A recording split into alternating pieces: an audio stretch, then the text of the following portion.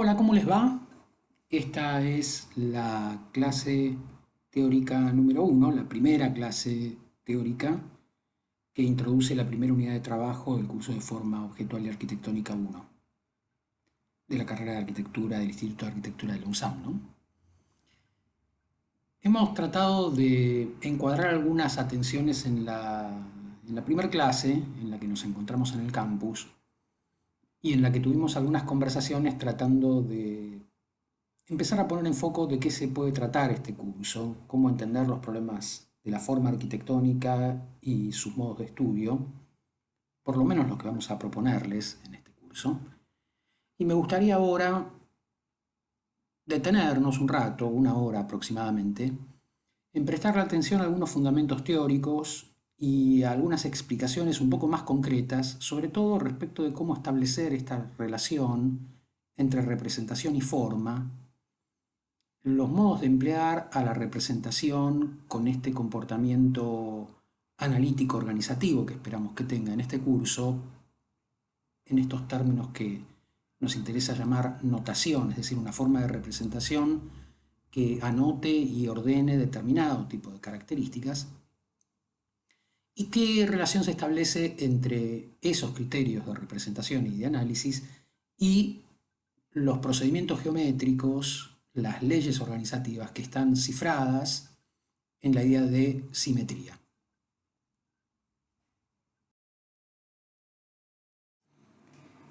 Quisiera empezar por poner en relación el campo sobre el que vamos a trabajar con las experiencias que muchos de ustedes ya han desarrollado en representación arquitectónica y tratar de enfocar justamente estos problemas de relación entre forma y representación.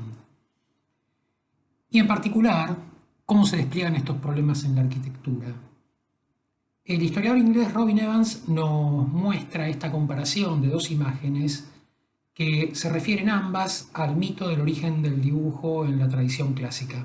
Según esa tradición, en la imagen que vemos a la derecha, representada por Zue, se produce una situación de despedida de una señorita y su novio. El novio se va a la guerra ante la angustia de la pérdida de su novio o la posible pérdida de su novio. La señorita, que se llama Diboutades, agarra un pedazo de carbón del piso y traza, guiándose por la sombra proyectada del novio, la figura de su amante en la pared. Y esto sería el origen del dibujo. En la representación de la izquierda, desarrollada por el arquitecto alemán Karl Schinkel, el mismo mito aparece de un modo completamente diferente. Mientras la escena de la derecha es una escena vinculada al dibujo como el dibujo mimético, el dibujo que copia la figura, que es además un dibujo emotivo, un dibujo sensible en una situación íntima. La escena de la izquierda es una escena en la que hay muchas personas. La persona que organiza la representación, que agarra de la cabeza a una modelo y que da instrucciones, no dibuja. Esa sería la señorita Diboutades en la versión de Schinkel, y el que dibuja es otro, en este caso un muchacho. Hay además público, unos pastorcitos, unas ovejas y unas cabras o lo que fuera, y la escena no sucede en un interior, sino que sucede al exterior. Todos estos cambios, nos dice Robin Evans, son la explicación de la diferencia entre el dibujo arquitectónico y el dibujo de tradición pictórica. El dibujo arquitectónico es un dibujo de proyecto, no es un dibujo mimético, no es un dibujo emotivo, es un dibujo social donde se producen toda una serie de intercambios entre distintos actores y que se constituye justamente bajo esta idea de cómo a partir de una representación producir una cosa hacia el futuro, digamos, esa sería la idea del proyecto, y no a partir de la idea del relevamiento puro, digamos, o del registro de copia, como en la tradición plástica, el dibujo presentándose como un modo de figurar objetos ya existentes, ¿no? Y esto lo vemos permanentemente como problema de la manera en la cual, por ejemplo, si uno googlea dirección de obra, ¿no?, aparecen estas imágenes que están todas muy vinculadas a este problema de la función del dibujo en arquitectura como este mecanismo de representación social, mediado, no inmediato y proyectual, ¿no? Fíjense que todo el tiempo aparecen en las imágenes estas ideas de la distancia, ¿no? O arriba vemos a la gente mirando el plano de espaldas a la obra, justamente ocupándose de cómo entender algo en el plano y llevarlo a la obra, o en la imagen de la derecha a cierta distancia con los planos abajo del brazo, y vemos que en las imágenes también aparecen permanentemente por encima de los dibujos toda una serie de instrumentos, niveles, escuadras, eh, cintas métricas, compases, ¿no? Es decir, que básicamente lo que hacen es traducir el dibujo a la obra mediante geometría, mediante la capacidad de poner en línea, de nivelar, de escuadrar, de transportar medidas, a través justamente de toda una serie de procedimientos abstractos. Justamente geometría lo que quiere decir es, etimológicamente, ¿no?, la medición de la tierra. Este campo se despliega, sobre todo en el antiguo Egipto y en la antigua Grecia, como el ejercicio llevado adelante para traducir a modelos abstractos el comportamiento del territorio. Y a la vez, no solo para poder relevar la tierra, sino también para poder replantear, es decir, trazar sobre el suelo el ordenamiento, en este caso geométrico, que permite empezar a administrar el suelo fijando delimitaciones, áreas de cultivo, construcciones, etc. Eso que veíamos que en el antiguo Egipto se despliega bajo esa práctica que tenía que ver con hacer nuditos en unas cuerdas y vincularlas de cierta manera, justamente esa cantidad de nudos, ese modo de cruzar los nudos, es en esa práctica antigua del antiguo Egipto, es lo que después Pitágoras traduce a este modelo matemático más abstracto bajo la forma del teorema del cuadrado de los catetos, la suma del cuadrado de los catetos es igual al cuadrado de la hipotenusa, es decir, que el cuadrado de 3 sumado con el cuadrado de 4 es igual al cuadrado de 5, que es lo que se hacía con los nuditos en el antiguo Egipto para fabricar un ángulo recto y poder a partir de ahí producir relevamientos y replanteos. Sabemos que esa misma práctica es la que se lleva adelante en la actualidad en Islandia, en Indonesia y en González Catán cada vez que alguien quiere hacer una construcción. Es decir, lo que hacen normalmente los obreros es agarrar una soga y medir 5, 4, 3 para definir la posición del ángulo recto si no cuentan con un instrumento de mayor precisión. Es decir, esta matriz geométrica, conceptual, abstracta, que define el peso del ángulo recto como clave para entender un modo de ordenar y sistematizar el relevamiento del territorio y el modo de poner encima del territorio nuestros proyectos, tiene absoluta vigencia. Y en esto es importante entender que la geometría, cuando la vemos, por ejemplo, en estas representaciones de transcripciones medievales del Tratado de Elementos de Geometría de Euclides de la antigua Grecia, no está pensada como un repertorio de formas ni como necesariamente un circuito de fórmulas, sino más bien como un modo de construir organizaciones, ¿no? Podemos ver en las ilustraciones que las figuras geométricas no aparecen dibujadas simplemente por sus contornos, sino que aparecen todo el tiempo representadas por la manera en la cual se las construye, es decir, se pone un centro acá con un compás, se traza de determinada manera, cuando se proyecta tal cosa en tal otra se encuentra la proporción de tal otra cosa. Es decir, la geometría funciona como un saber de la medición, que es un saber constructivo, un saber de establecer relaciones entre partes e interpretar justamente sus comportamientos. Me gustaría que ahora articulemos esta visión de la representación arquitectónica y de la geometría también con otro origen, ahora no el origen del dibujo ni el origen de la geometría occidental, sino el origen de la arquitectura en el relato clásico.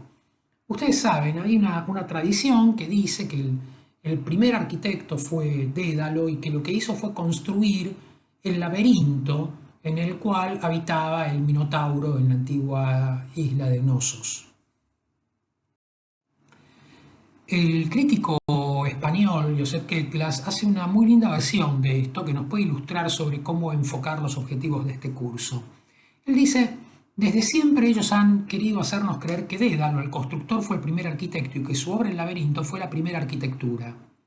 Dédalo, el buen profesional, eficaz y sobrio, que no hace preguntas sino que da respuestas, el artífice indispensable en toda sociedad bien ordenada, desde la Gnosos de Minos a la Barcelona de Porcioles y Maragall. ¿Qué clase es catalán?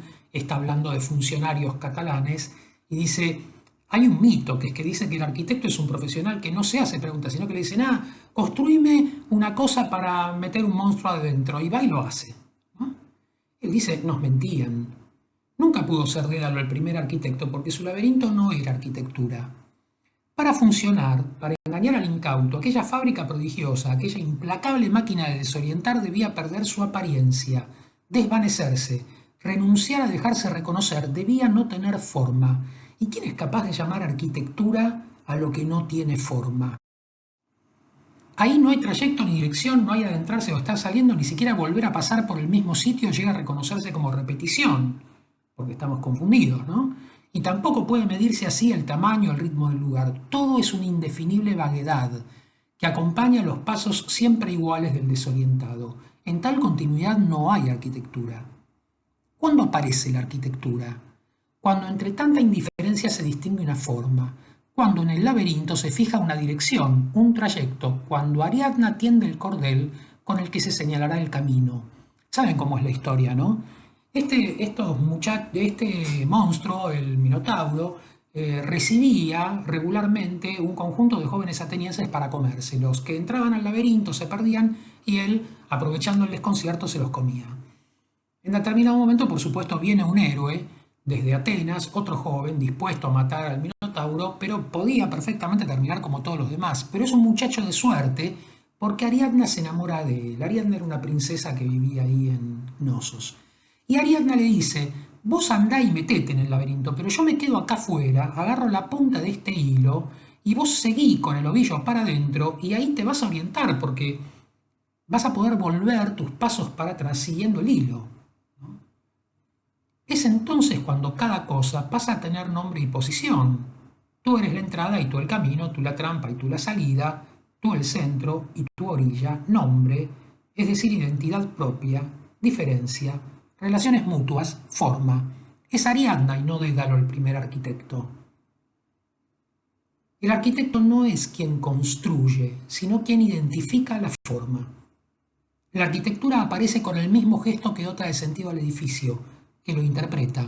La forma es el resultado de la interpretación, o mejor, existe en ella, no previa a ella, sino como su simultánea condición y resultado como su otro nombre. Forma e interpretación son sinónimos y hay un tercer término también equivalente, arquitectura. Vamos a tratar de tirar del hilo de Ariadna durante este curso, es decir, vamos a tratar de entender que la línea, esta herramienta de abstracción, de geometría, de medición, va a ser el instrumento con el cual justamente interpretar a la arquitectura. Vamos a dibujar arquitectura, pero para tratar de entender su forma, para tratar de usar a la representación como un modo de interpretar. Pero ese hilo, ¿no?, en nuestros mecanismos de trabajo, aparece ahora desafiado a transformarse o evolucionar en un tipo de línea que en los medios digitales se convierte en una unidad de información compleja. Porque una línea en un programa de representación digital no es solo un objeto visual, es una unidad de información organizada digitalmente donde cada línea tiene todos los atributos que vemos en el lado izquierdo de la pantalla. Color, capa, tipo de línea, escala del tipo de línea, estilo de ploteo, ancho de línea, transparencia, capacidad de convertirse en un hipervínculo, espesor, etc. Además de todas sus coordenadas geométricas vinculadas a las posiciones relativas de sus puntos extremos y sus dimensiones. Es decir, la línea empieza a ser un objeto lleno de atributos, color, espesor, etc. Cada uno de esos atributos en los medios digitales parametriza información, es decir, el color de la línea da cuenta de cierto tipo de comportamiento y la variación cromática podría dar cuenta de cierto tipo de variación de comportamiento. Usaríamos líneas de un color para describir unas cosas, de otro color para describir otras y de un color intermedio para describir aquellas que están entre ambas. Al punto que podemos pensar que la gama de colores explica las relaciones de semejanza, diferencia y variación entre determinadas unidades que conforman el proyecto. De la misma manera, al tener varios atributos posibles, la línea, son varios los niveles de información sobre los cuales podemos reflexionar parametrizando esa información y generando distintos niveles de comparabilidad de lo que pretendemos interpretar a través del dibujo. Los objetivos del curso, entonces, tienen que ver con desarrollar los marcos conceptuales y los recursos prácticos. Siempre vamos a estar trabajando sobre esta relación, ¿no?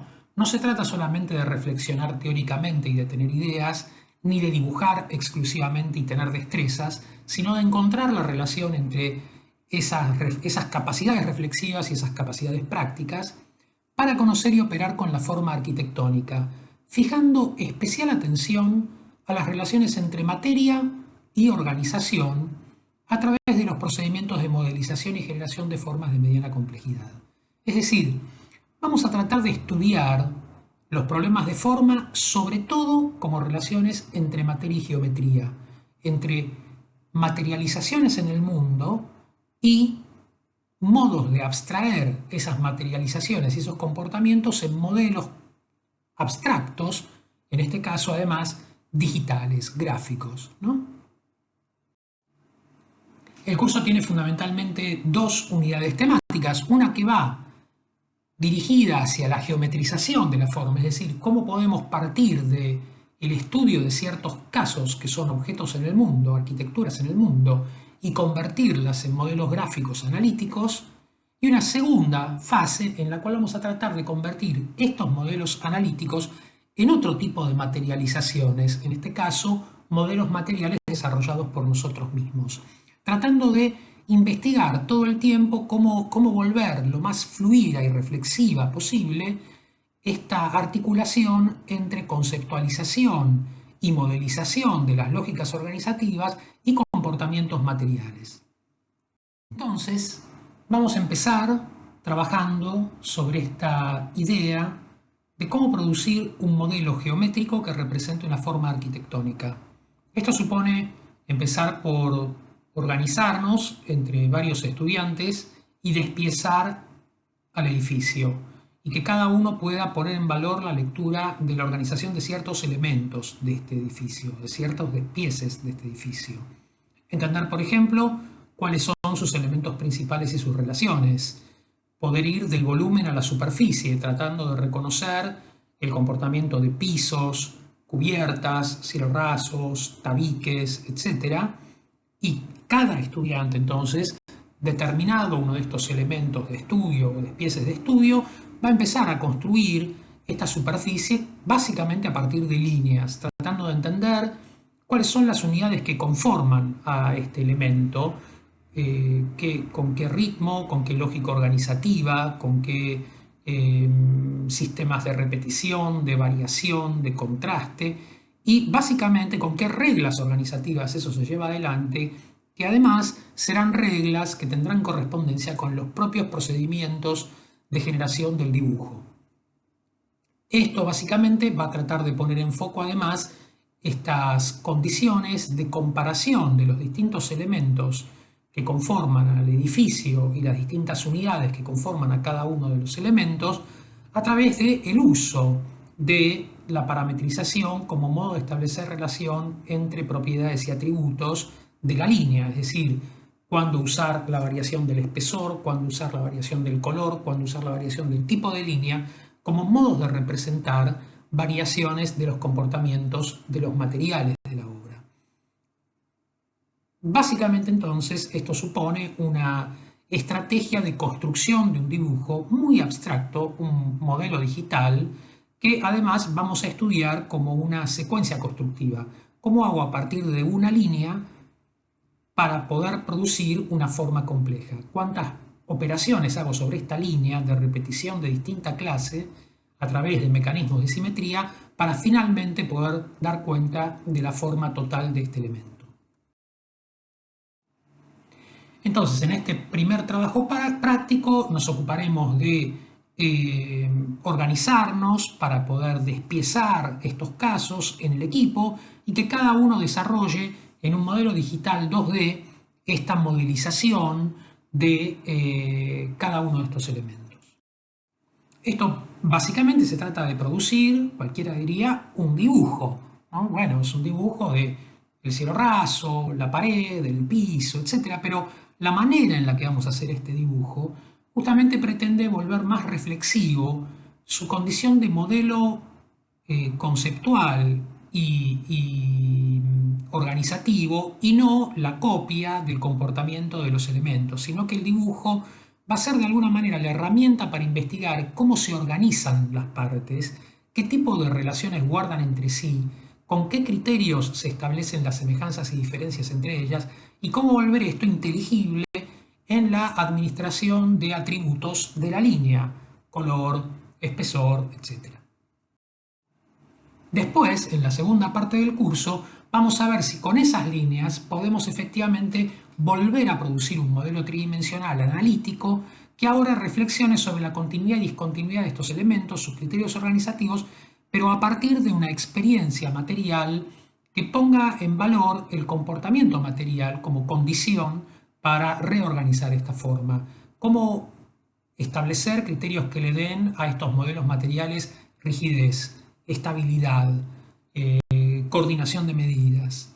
Cómo hacer que las uniones den cuenta de las continuidades y discontinuidades dominantes entre las partes, etc. Para esto vamos a tratar de dedicarnos hoy a tematizar el problema de los mecanismos generativos de la forma, empezando por aquellos mecanismos generativos más simples y fundamentales, de alguna manera, del enlace entre espacio arquitectónico y geometría clásica. Y esto es la simetría. Simetría quiere decir etimológicamente con medida, es decir, manera de poner en relación a las medidas, ¿no? La simetría es fundamentalmente, ¿no?, una capacidad de poner en relación las formas con sus transformaciones. Es decir, ¿en qué medida cuando yo tengo un elemento e introduzco una operación de multiplicación o transformación de algún tipo, ese elemento mantiene o modifica su forma? ¿Y cómo lo hace?, ¿no? Dos objetos son simétricos uno respecto del otro si uno es obtenido de otro por algunas operaciones. Y en particular, en la geometría de dos dimensiones, las clases principales de simetría que nos interesan son las que se llaman isometrías, es decir, las traslaciones, rotaciones y reflexiones. Vamos a ver un poco en particular estos asuntos. Estas operaciones, además, corresponden directamente con procedimientos generativos de, por ejemplo, el AutoCAD. Es decir, si uno dibuja una línea y la empieza a copiar mediante el comando copy, lo que uno produce es una simetría de traslación. Si uno la empieza a copiar mediante el comando rotate, lo que produce es una simetría de rotación. Si uno la amplía a través del mecanismo scale, produce una simetría escalar, y si uno la multiplica a través de la operación mirror, produce una simetría bilateral. Entonces, lo que uno tiene es la capacidad de construir un dibujo a través de herramientas gráficas que a la vez reflexiona sobre las lógicas organizativas de la forma que uno pretende representar. Veamos algunos casos. Por ejemplo, si uno tratara de estudiar este edificio antiquísimo, hecho en la Roma antigua, ¿no?, el Panteón, uno podría basarse en las representaciones de Piranesi y reconocer que es una forma, en principio, que tiene una serie de cualidades simétricas. Por ejemplo, podría haber un eje a lo largo de todo el edificio que permita pensar que hay una simetría especular entre lo que hay a la izquierda y lo que hay a la derecha, que se replica en espejo. Esa simetría además se ordena de frente a fondo, o sea, esa línea, ese eje, va armando una secuencia que va del obelisco de la plaza al portal de acceso, al espacio interior, al altar del fondo. Esa secuencia a la vez marca la relación entre espacios centrales y espacios laterales. Y esto básicamente nos permite entender cómo se produce en esta simetría especular, ¿no?, un eje que es una cadena de espacios, una manera de enlazar espacios y organizaciones. Vemos, por ejemplo, que el tramo central del pórtico tiene 3 módulos de distanciamiento entre columnas y los laterales del pórtico tienen 2 módulos. Entonces empieza a haber una banda central resaltada en amarillo, un poco distinta de la banda lateral. Pero, por ejemplo, si tratáramos de observar la organización del piso, podríamos entender que el piso también guarda relación con esta simetría especular, pero empieza a tener criterios que van un poco más allá de la simple repetición en espejo. Por ejemplo, vemos que el piso está armado por una serie de piezas de piedra, algunos mármoles y algunos granitos de colores, que se repiten de determinada manera. Esos elementos están completamente despiezados, son un sistema de combinación de unidades materiales, que son estas piezas de mármol o de granito, que de alguna manera podemos entender cómo están moduladas, cómo se agrupan, cuál es el ritmo de disposición, etc. Y podemos entender que de repente su variación cromática empieza a introducir lógicas organizativas diagonales, cuando lo que parecía era que la organización dominante era frontal. Vemos, por ejemplo, que hay diagonales rojas y diagonales grises alternadas, y entonces la percepción del espacio se ve afectada por la incidencia de estas modificaciones cromáticas. Esto perfectamente podríamos entonces tratar de reproducirlo, o mejor dicho, de analizarlo en un modelo digital a partir de dibujar, bueno, el círculo y la relación que se establece entre el círculo total de la planta y el módulo de cada pieza de piso. Y de qué manera se producen esas modulaciones y ordenamientos. Y podemos empezar a dibujar y a repetir de acuerdo a comandos de repetición que el AutoCAD nos propone, de modo que la organización del dibujo es el modo de reflexionar sobre cómo están organizadas, en este caso, las piezas del solado. Y podríamos ahí empezar a elegir el uso del color en las líneas para dar cuenta de la variación cromática de los elementos.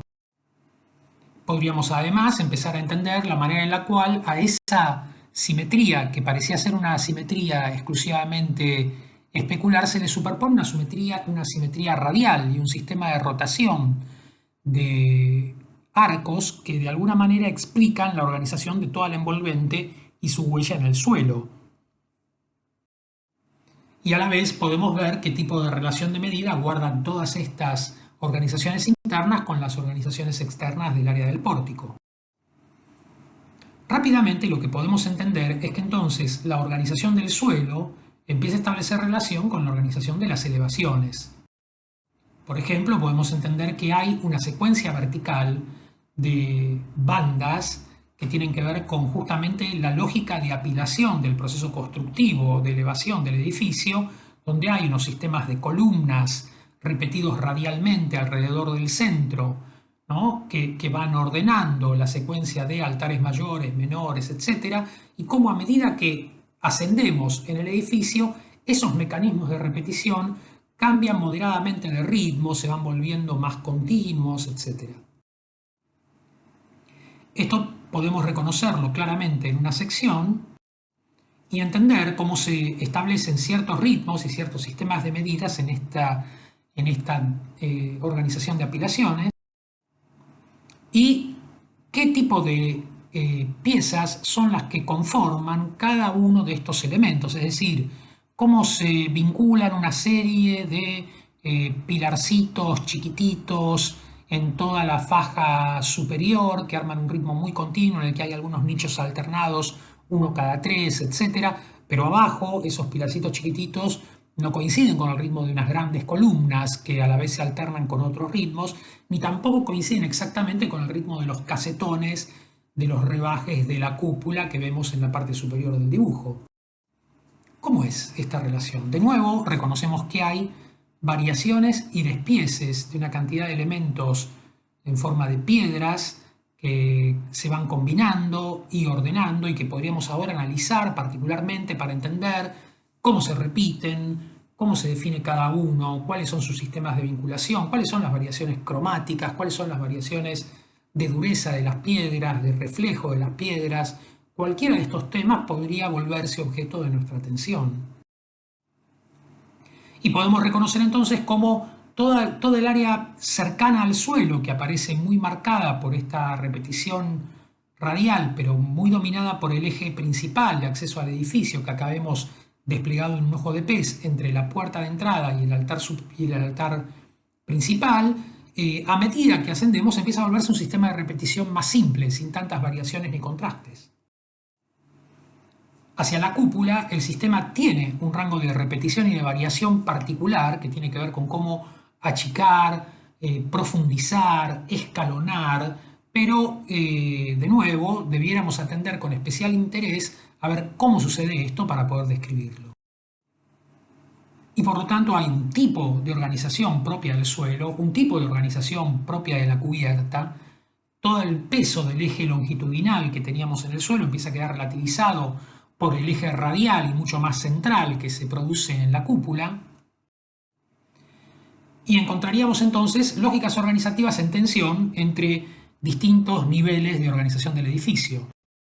Es decir, hay diferentes clases de simetría conviviendo en el mismo edificio. La simetría de la cúpula es una simetría radial, es una simetría de rotación, ¿no? Mientras que las simetrías inferiores eran simetrías especulares. Y esto de nuevo podría ser sometido a un modelado analítico, gráfico, que trate de discernir cómo se ordenan estas medidas y poder entender qué relación guarda esa visualización proyectada, como es la de la cúpula, con la verdadera magnitud de la sección, y empezar a entender cómo se producen estos gajos, a qué se deben los escalonamientos, cómo se ordenan respecto de la variación del espesor de la cúpula, respecto de la visualización desde abajo, etc. Y cómo todo esto es una manifestación aparente de, además, una lógica constructiva, un procedimiento técnico que tiene que ver con cómo ordenar estos materiales para que adopten una forma. Esa cifra, entonces, entre geometría y materia es lo que uno podría ir reconociendo ahora, por ejemplo, que en la cara exterior de la cubierta tiene un tipo de comportamiento que guarda una relación con el del cielo raso, pero es diferente. Pasa de ser un sistema escalonado a un sistema liso, donde los tramos inferiores de la cúpula son grandes escalones y los tramos superiores de la cúpula son directamente una conformación de superficie continua. Vemos además como la cúpula apoya sobre un gran muro de ladrillo en el que vemos un sistema de arcos que tienden a producir formas de descargar el gran peso de esta cúpula enorme en estos muros de mampostería y permitir abrir unas pequeñas ventanas. Esta articulación tridimensional de todos estos elementos es efectivamente un sistema constructivo muy complejo, que podemos empezar a reconocer en los dibujos bajo la organización de la disposición de las hiladas de ladrillo y los arcos de ladrillo y la posición de los vanos, etc. Podríamos entender que hay un sistema de apilación de cierta escala, que además tiene unos módulos intermedios de otra escala, conjuntas reforzadas cada tanto, y que sobre eso aparecen estos sistemas de arcos que combinan otros tipos de ladrillo de otra dimensión, pero a la vez con un sistema de repetición donde vemos perfectamente que hay tres largos de ladrillo que convergen en el arco, uno produce el arco inferior más cerrado, los dos siguientes el arco superior más abierto.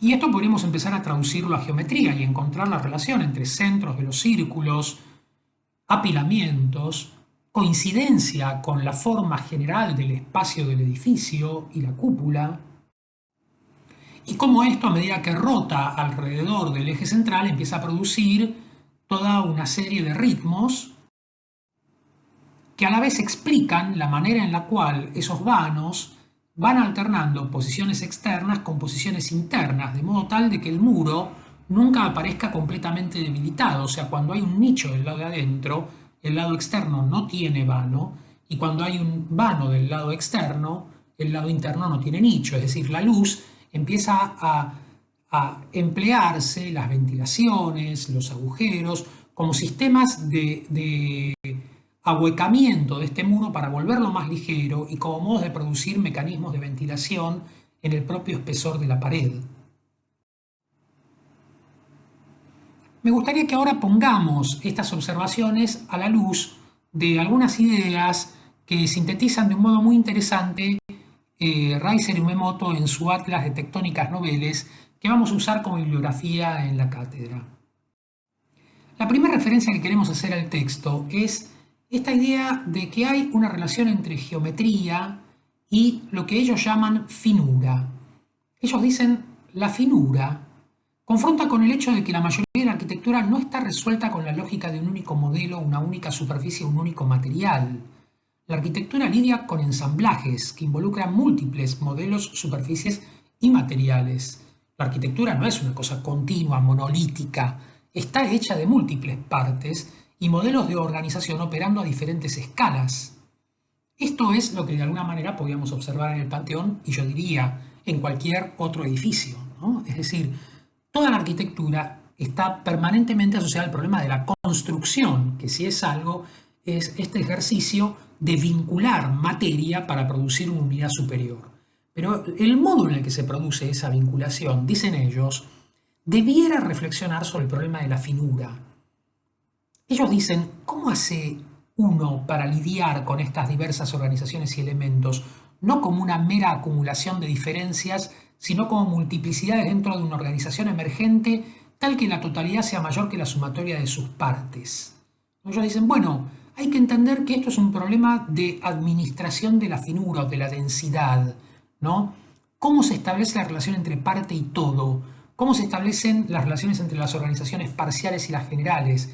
Entre los pedacitos de piedra del piso con los pedacitos de piedra del revestimiento de la fachada, con los ladrillos del lado de afuera, con los escalonamientos de la cúpula. Como todo eso lo que produce es un ensamble y una coordinación de medidas y lógicas organizativas que son la forma del edificio. Y ellos dicen, y esto es un problema, un buen proyecto tiene una finura justa, uno que no tiene una finura justa se vuelve o demasiado compacto y monolítico y homogéneo, o demasiado desagregado, donde, como dicen ellos, si fuera una esponja no sería capaz ni siquiera de captar el agua, ¿no?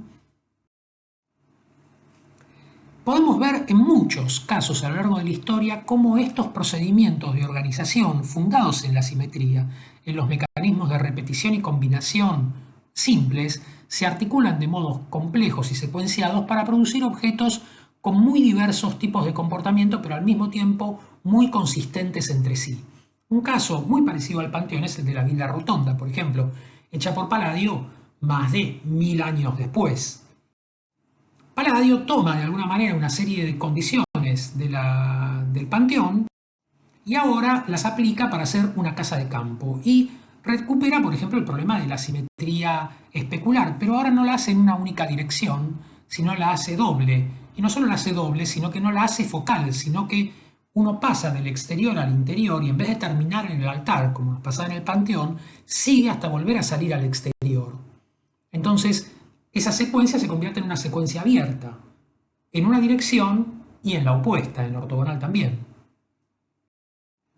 Pero además, podríamos reconocer que hay una simetría de escalamiento, donde la forma general responde a una secuencia de cuadrados puestos uno adentro del otro.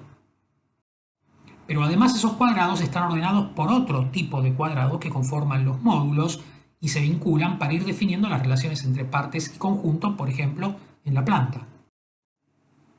Esta lógica de axialidad y de especularidad efectivamente hace que la relación entre la casa y el territorio aparezca claramente ordenada por estos ejes, que son los que ordenan, por ejemplo, la circulación de acceso hacia la casa y también de salida desde la casa hacia los campos que organiza. Si viéramos la planta de techo, reconoceríamos ahora que esas simetrías especulares están además vinculadas con otras parecidas, pero que están rotadas 45 grados, que definen los ángulos y ajustes dependientes de la cubierta del techo. Esos ángulos son los que a la vez ordenan simétricamente la visión de la casa en escorzo, y uno empieza a reconocer la casa no solo como un objeto frontal, sino como una especie de cúspide que ordena toda esta organización de estas áreas rurales en la forma de esta colina. Y vemos entonces a la vila rotonda como una pieza acomodada, ¿no? Como un objeto que puede ser completamente rodeado, ¿no? Como un objeto que despliega todas sus vistas, no como vistas planas, sino como vistas en escorzo también, que también están ordenadas por la lógica de la simetría en relación a todos sus campos aledaños. Entonces, el mismo proyecto cifra, ¿no? los comportamientos más frontales con los comportamientos rotados o escorzados. Y esas lógicas de simetría también permiten empezar a entender cómo, por ejemplo, la secuencia de espacios es percibida justamente como un sistema rítmico con el cual uno pasa de afuera a una situación intermedia, en la escalinata, al porche, al vestíbulo, al espacio central, para volver a pasar a los vestíbulos, al porche y a la escalinata y al afuera. Pero a la vez, ¿no? ese sistema que corre a lo largo de la casa se puede explicar como una lógica organizativa, casi como quien tira una piedra en el agua, ¿no? Donde el centro de la casa recupera esta verticalidad y esta radialidad que reconocíamos en el Panteón, bajo la idea de la cúpula, con el óculo por donde entra la luz en forma de linterna, el sistema radial de organización de toda la decoración del cielo raso, el sistema radial de distribución de las piezas de la balaustrada del balcón, de las columnas dibujadas en el tratamiento pictórico del muro, etc. Podríamos entonces empezar a entender que hay justamente una finura que va enlazando todas estas operaciones que podemos analizar una por una. Alguien podría trabajar sobre la descripción del cielo raso, alguien del piso, alguien de la cúpula del lado externo, etc. Y podríamos empezar a dialogar entre nosotros respecto de cómo se coordinan y compatibilizan todas estas lógicas organizativas de lo material a lo geométrico. Estas geometrías son altamente consistentes en la organización, por ejemplo, de la sección, de los escalonamientos, del perfilado de la sección, cómo se expanden los basamentos, se retira el edificio respecto al basamento, la forma de la cúpula. Todo aparece cifrado geométricamente por Palladio, que entendía que justamente la simetría era un modo de encontrar la manera de medir estos comportamientos materiales y de darle forma en el espacio. Esto tiene que ver además con un modo de dibujar, ¿no? O sea, tenemos también un apunte, que es el apunte 3, en el cual podemos reconocer cómo muchos de estos usos de la simetría en la constitución de la disciplina arquitectónica tiene que ver con cómo justamente emplear estos mecanismos asociativos y de vinculación de la construcción del dibujo a partir de las propias herramientas de dibujo, y cómo se organiza el trazado del dibujo y el trazado de la geometría como un modo de ordenar espacio y materia.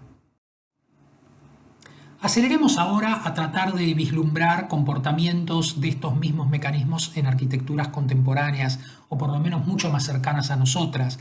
Otro salto, en este caso de como 500 años, para que Le Corbusier produzca el Palacio de la Asamblea de Chandigarh. Ahí reaparecen muchos de los elementos que veíamos en el Panteón y en Palladio, ¿no? El problema de las simetrías, las regularidades, los espacios centrales, la relación entre la frontalidad, el escorzo, la centralidad rotada y polar, ¿no? Bueno, Le Corbusier ordena efectivamente un cuadrado adentro de un cuadrado. Estos cuadrados a la vez están ordenados por sistemas rítmicos de grillas rectangulares o cuadradas que empiezan a compatibilizarse entre sí. podemos ver cómo pesa esta sistematización del módulo y a la vez como un elemento que parecía suelto, como este espacio conoide, cilindroide, en el que se desarrolla la sala de asambleas, está en realidad encuadrado en un sistema de repetición que, fíjense, compatibiliza la repetición de las columnas alrededor de la circunferencia con las columnas que forman parte de la grilla. A la vez, podemos empezar a encontrar énfasis en cómo el centro de la sala coincide con el punto de acceso desde el lado trasero del edificio, donde se interrumpen los sistemas de repetición modular que se ven en la parte superior del dibujo, con cómo se empiezan a producir desfasajes y compatibilizaciones de los sistemas rítmicos laterales y centrales, etc. Como a la vez ciertos elementos característicos empiezan a conformar ciertos ejes que atraviesan a lo largo y a lo ancho al edificio y empiezan a vincular elementos que parecían muy independientes entre sí, y cómo justamente se producen los enlaces entre las organizaciones polares y las organizaciones rectangulares y de traslación y repetición rítmica.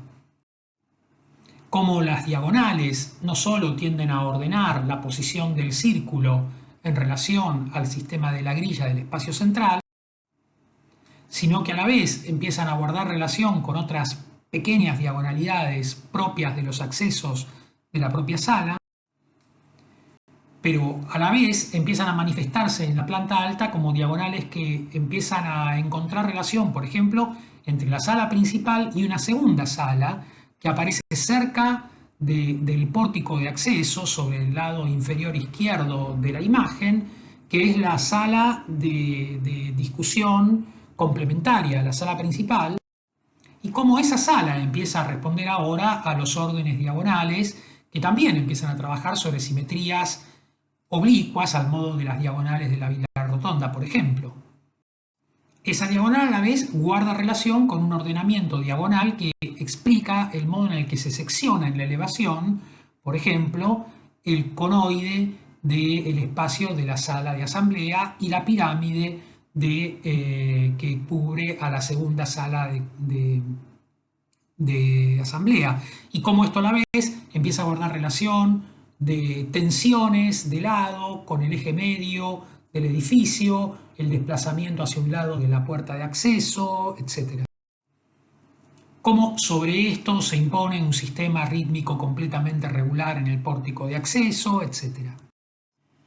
Estas cuestiones que tratan de representar muy rápidamente lo que Reiser y Uemoto llamaban finura, es decir, el modo en el cual estas lógicas organizativas parciales se ensamblan y determinan un comportamiento general del edificio, están todo el tiempo ordenadas a partir de afinar nuestra inteligencia comparativa. Cuando entendemos que los elementos se repiten y se repiten como similares, cuando entendemos que se repiten como formas de variación gradual y cuando las diferencias producen diferencias de clase, es decir, se produce un cambio de comportamiento entre los elementos y los que eran cierto tipo de elementos se convierten en otra cosa. Este problema es central para la arquitectura, que es las partes de la arquitectura. Se piensan como partes expresivamente distintas, como si se trataran, dicen ellos, de piezas de ajedrez, donde el rey hace una cosa, el caballo hace otra, el peón hace otra, entonces las columnas son de una manera, las carpinterías son de otra manera, los pisos son de otra manera, o todas ellas conforman de alguna manera un juego de elementos más parecidos a las damas o al go oriental, donde las piezas no están en sí mismas concebidas como elementos de naturaleza completamente distinta, sino que lo que caracteriza su particularidad es fundamentalmente el modo en el que se relacionan con las demás y su posición relativa, ¿no? Ustedes saben, en las damas, la pieza más importante es aquella que se acerca al final del tablero y se convierte y se corona. Es decir, es la pieza que adquiere capacidades por su posición relativa, aunque todas son fichas blancas o negras más o menos iguales, no como en el ajedrez. Ellos dicen, sería interesante entender de la capacidad actual de la revisión de la función tradicional de la arquitectura que los elementos y sus relaciones pueden ser analizadas sobre todo con esta óptica de analizar y parametrizar sus semejanzas y diferencias, y no tanto reconocer que son distintas porque una se llama Pedro, la otra Juan, una columna, la otra ventana, etc. Permítanme detenerme entonces en esta idea. ¿Cómo establecemos la relación entre las cosas y nuestro trabajo con la representación? Me gustaría traerles este trabajo de Enric Miralles con Eva Prats, que se llama Cómo acotar un croissant, donde aparece este ejercicio bastante raro, que es en el medio de una revista Croquis, donde se publica la obra que estaban llevando adelante en ese momento, aparece esta doble página en la que aparece una fotocopia de una media luna y toda una serie de dibujos desarrollados por Eva para tratar de traducir a geometría esa media luna.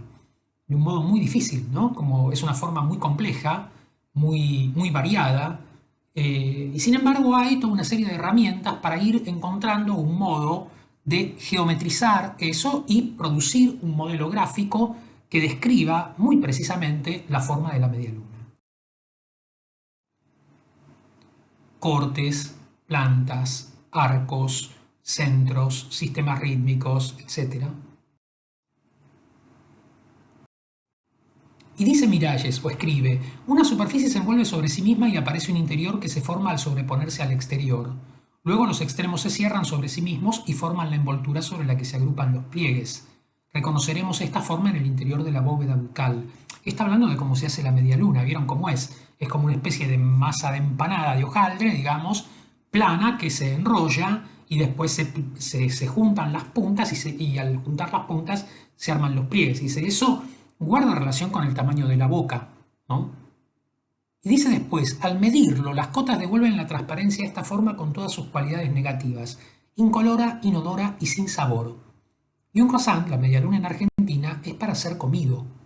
Parece paradójico, ¿no? Hicieron un trabajo increíble, unos dibujos fabulosos, y dice, bueno, al final estos dibujos no explican muy bien cómo es la cosa, o en todo caso, solo capturan sus cualidades negativas. No tiene gusto, no tiene olor, no tiene sabor ese dibujo, y la media luna es para comerla, ¿no? Bueno, es una gran enseñanza, porque honestamente, ¿qué hacemos nosotros con la arquitectura? Exactamente esto. O sea, nosotros nos la pasamos haciendo dibujitos, es decir, haciendo estas representaciones muy indirectas que están llenas de estas cualidades negativas. Son rayitas, son líneas, ¿no? Líneas de AutoCAD o de lápiz o de lapicera para hacer una cosa que no es para eso, ¿no? O sea, ¿para qué queremos hacer casas? No para hacer dibujitos, queremos hacer casas para que alguien las habite y las pase bomba, encuentre la oportunidad de vivir con su familia, la gente que quiere, tomar mate, la siesta al sol, lo que fuera, digamos, ¿no? Es decir, todo eso no es aquello a lo que nos dedicamos. Solo podemos alcanzar la capacidad de producir un espacio habitable con valores positivos si maniobramos en este terreno indirecto de la representación. Si encontramos un modo, ¿no?, de que todas esas cosas que son tan diversas, tan complejas y tan sofisticadas materialmente, puedan ser imaginadas a través de estos artificios geométrico abstractos y podamos instalarnos en estas cualidades aparentemente negativas, llamemos a eso geometría, para poder dar cuenta de todas aquellas cualidades materiales y espaciales que la arquitectura necesita tener. En este sentido, es clave, ¿no?, recuperar esa idea que nos proponían cuando nos hablaban de la diferencia de grado y de clase y de cómo desarmar un poco toda la estructura nominal de los elementos arquitectónicos para poder pensarlos justamente a través de herramientas más generales, más puramente abstractas y organizativas, para poner en valor justamente una distancia de los problemas nominales. ¿Por qué? Reiser y Uemoto nos dicen algo sabio, que vale la pena, que sea el último consejo de esta clase teórica. Ellos dicen, si nos ocupáramos exclusivamente de cómo se llaman los animales, tendríamos en cualquier clasificación perros, bueyes y caballos, ¿no? Pero cuidado, los problemas de semejanza y diferencia no se determinan, o en todo caso no se vuelven interesantes para un arquitecto por la condición nominal de los elementos con los que trabaja, sino por su comportamiento. Es decir, por qué son capaces de hacer las cosas en el espacio, ¿no? Entonces, no es tan importante si unos son caballos y los otros son perros. Nos dice en Reiser Uemoto, el caballo de carrera se parece más a los galgos que al caballo de tiro, porque el caballo de carrera y los galgos están preparados para ser ágiles, para desplazarse a velocidad, etc. Lo que es importante es lo que son capaces de hacer, mientras que los caballos de tiro, si se parecen a algo, es a los bueyes, que son capaces de hacer fuerza, de tirar del arado, de trabajar junto a nosotros en el campo.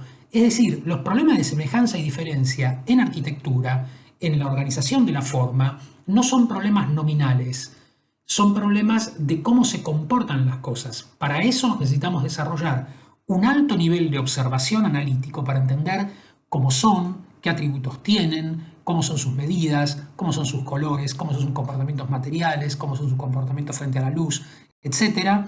Y cómo emplear un elemento abstracto que justamente salte los problemas de clase para poder generar una comparabilidad entre todos los elementos. Ese elemento abstracto va a ser para nosotros la línea y la vamos a investigar en los mecanismos de representación digitales. Habiendo pasado en limpio estas ideas, vamos a reunirnos ahora en una videoconferencia. El enlace lo van a encontrar en el diario de clases en la clase de hoy, para revisar cómo vienen avanzando con los trabajos, cuáles son sus dudas, cómo compartir las consultas que tengan respecto de esta misma clase y seguir trabajando. Nos vemos enseguida.